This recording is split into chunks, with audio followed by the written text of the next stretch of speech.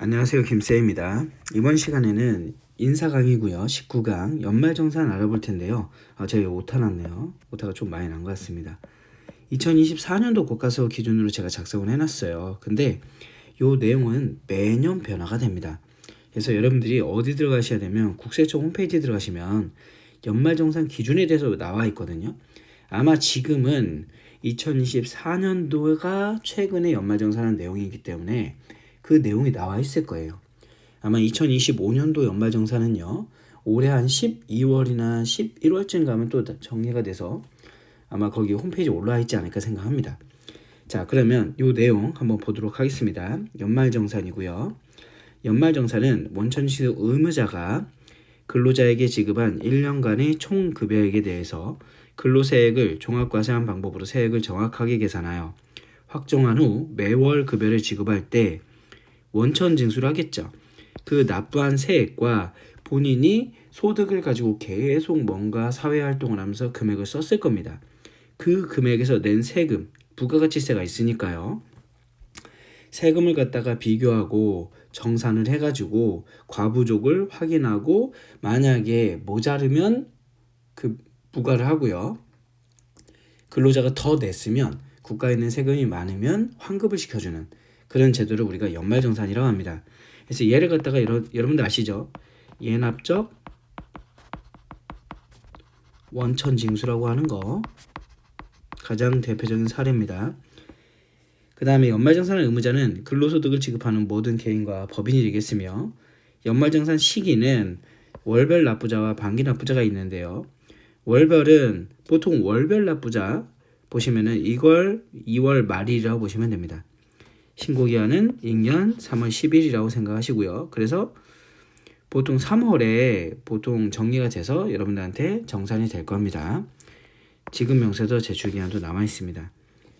근무지가 2개 이상인 경우에는 주된 근무지에서 신고를 하게 돼 있고요. 재취직자에 대해서는 전 근무지 소득을 포함해서 연말정산을 하게 돼 있습니다.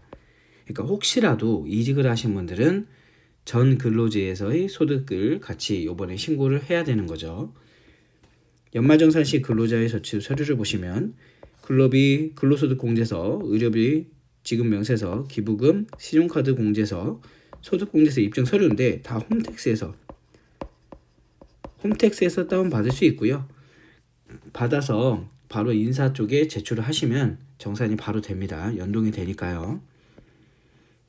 그리고 연말정산 후에 관할세무서 제출 서류인데요. 요거 별표 한번 쳐볼까요? 무슨 얘기냐면요. 바로 지금 방금 전에 얘기한 여기 위에 있는 내용 있죠? 연말정산 시 근로자 제출 서류와 관할세무서 제출 서류를 섞어요. 그러면서 뭐라 하냐면 연말정산 시 근로자가 제출해야 될 서류가 아닌 것을 해가지고 여기 밑에 있는 두 개를 섞는다 라고 봐주시면 좋을 것 같습니다. 근로소득 지급 명세서랑 원천징수 이행상환신고서는 그저 회사의 인사 쪽에서 국세청에 제출해야 되는 서류입니다. 그러니까 근로자가 제출한 게 아니다. 봐주시고 연말정산 계산 구조 보시면 총 급여액에서 또 나왔어요. 그 어제 제가 잠깐 그 저번에 강의하면서 근로소득 연말정산 계산 구조에 대해서 한번 얘기했었죠. 근로소득 나온 김에 다시 한번 정리를 했습니다. 총 급여액 비과세 분리소득, 분리과세 소득은 제외한 상태에서 근로소득 공제 빼주고요. 근로소득 금액이 나오고 여기서 종합소득세 빼주고요. 종합소득 공제 빼주고 거기다 과세 표준이 나온다. 그럼 여기다 세율을 곱한다. 자, 오타 났네요. 6에서 45% 되겠고요. 그 다음에 산출세액이라는 게 나오면 세액공제 및 감면 들어가고요. 결정세액이 나옵니다. 그럼 거기다가 가산세를 더해주고 총 결정세액이 나오면 기납부세액을 빼주고 그 다음에 마지막 환급이 된다. 앞에서 한번 얘기했기 때문에 여러분들 기억을 해주시고 시험 문제는 1급에서 가끔 정말 아주 가끔 요 계산 구조에 대해서 물어보긴 합니다. 근데 우리 시험 문제에서는 이 계산을 한번 해봐라 라는 문제는 거의 나오고 있지 않기 때문에 여러분들이 참고로만 알아주시면 좋을 것 같아요. 자, 그러면 여기에 지금 이제 시작이 되는데요. 이제부터 시작되는 공제 금액과 대상은 변경될 수 있다. 그러니까 여기서부터는 여러분들이 참고로 들어주시되 아마 2025년 문제에서는 달라질 수 있기 때문에 2025년도 교재 있죠. 교재를 참고하시면 되겠습니다.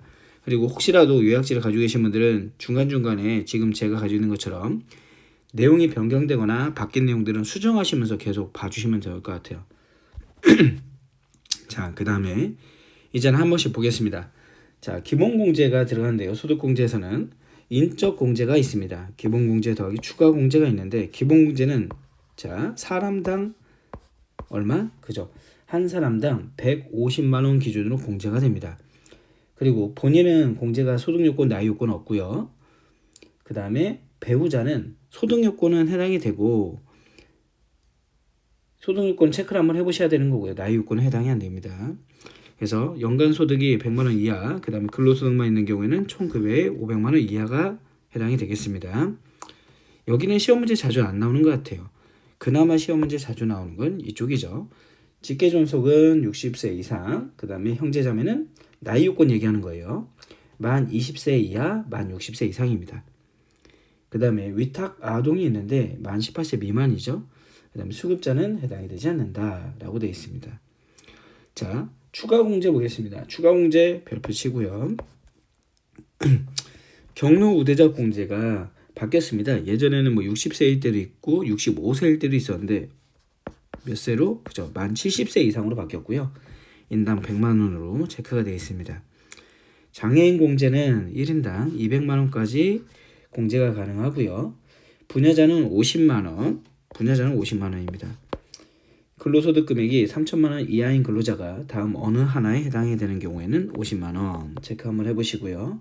한부모 가정은 한부모 공제는 100만 원까지 됩니다. 자, 인적 공제 한번 봤고요.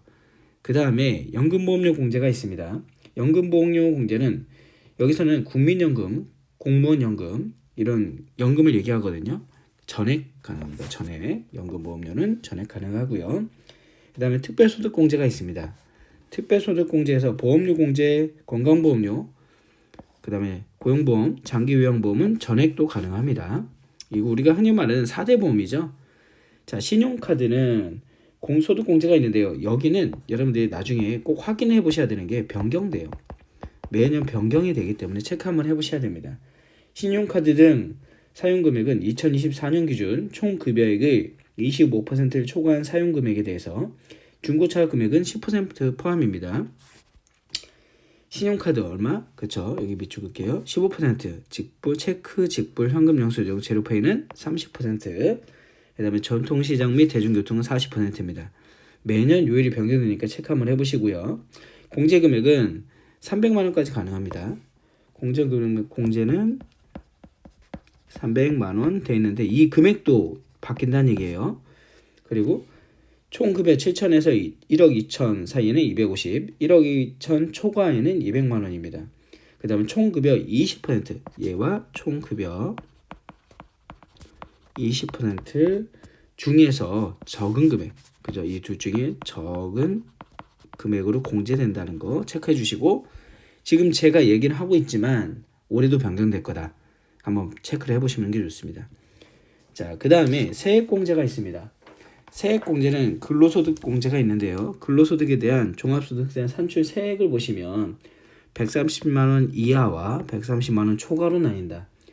130만 원 이하는 산출세액에다 55% 곱하면 되고요. 초과는 71만 5천 원 더하기 130만 원 초과 금액의 30% 해주시면 된다. 체크 한번 해보시면 되고요. 여기도 별표 치겠습니다. 최근에 나왔던 문제죠. 자녀세액 공제. 자녀가 한 명 있는 경우에는 15만 원, 자녀가 2명 있는 경우에는 35만 원, 자녀가 3명인 경우에는 연 35만 원과 2명 초과 시부터 한 명당 30만 원입니다. 얼마 전에 시험 문제는 요게 나왔었습니다. 자녀가 몇 명일 때 얼마를 공제받게 됩니까? 라고 해서 나왔는데 한번 기억해 주시면 되겠죠. 그리고 연금계좌에 세액공제도 있습니다. 한번 읽어보세요. 이런 것들은 뭐 크게 의미 없습니다. 시험 문제 안 나오니까요. 그 다음에 특별세액공제라 해가지고 나와 있는데 보험료 세액공제는 12%, 보장성 보험 얘기하는 겁니다. 여기는 여러분들 제가 체크해놨네요. 생명보험과 상해보험 얘기하는 거고요. 12%를 했지만 최대 100만 원 한도 내에서 되고요. 장애인 전용보험도 100만 원까지 됩니다. 그리고 장애인 전용보험은 15%까지 된다. 그 다음에 의료비 세액 공제가 있는데요. 의료비는 총 급여액의 3% 초과분만 공제된다. 그 다음에 난임 시술비 있고요. 30%, 미수가 선천성 이상화 20%, 본인 65세 이하 장애인 등, 그 다음에 부양가족은 15%입니다. 세액 공제 한도는 전액이 되고요. 그 다음에 부양가족의 그 본인 부양 외 부양가족은 연 700만 원까지 됩니다. 제가 여기다 체크해놨죠. 체크 한번 해보시라. 예전에는 시험 문제 나왔던 것 같거든요. 근데 최근에는 안 나오는 것 같습니다. 의료비 세액 공제가 한번 보시고, 교육비 세액 공제 있습니다. 15%. 그래서 취약 전 아동 초중고생 15% 1년에 300만 원까지. 그죠? 300만 원까지 되고요. 그 다음에 대학생은 1년에 900만 원까지 공제가 됩니다. 만약에 본인이 대학원을 갔다, 대학교를 갔다, 그러면 본인은 한도 없고요. 장애인은 특수교육비 전액을 공제받을 수 있습니다. 그 다음에 기부금이 있는데 여기에 좀 말이 많은 거죠. 시험 문제는 안 나오는데 기부금이 좀 말이 많습니다.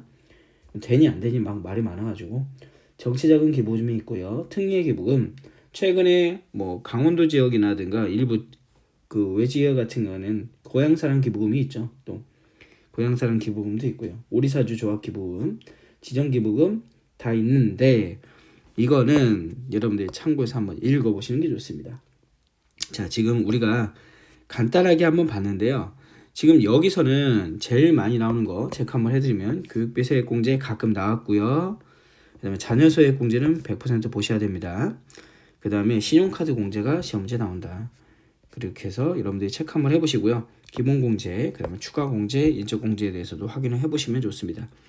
어차피 연말정산은 여러분들 회사 가시면 다 내 돈을 갖다 돌려받기 때문에 지금이야 해야 돼요 라고 얘기하지만 나중에는 누구보다 열심히 하실 겁니다. 그래서 시험 문제 나오다 보니까 이 항목들, 그 다음에 금액들 확인해 주시고, 다시 한번 얘기하지만 얘네들은 계속 요일과 기준이 바뀐다. 금액들이 바뀌기 때문에 여러분들이 꼭 한번 시험 보기 전에 체크를 한번 해보시라. 최신 교재를 이용해서 한번 보시면 돼요. 자, 그럼 여기서 마무리 짓고요. 다음에는 이제 노사관리 쪽으로 넘어가도록 하겠습니다. 수고하셨습니다.